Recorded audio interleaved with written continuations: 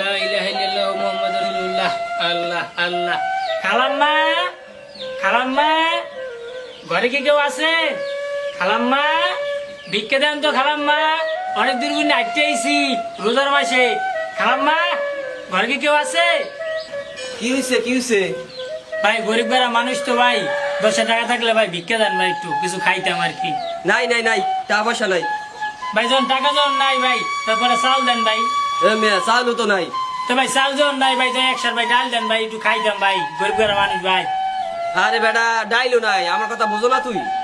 তো ভাই তো কোনো পান্তা ভাত দেন ভাই, বাসি পান্তা ভাত থাকলে দেন, একটু খাই।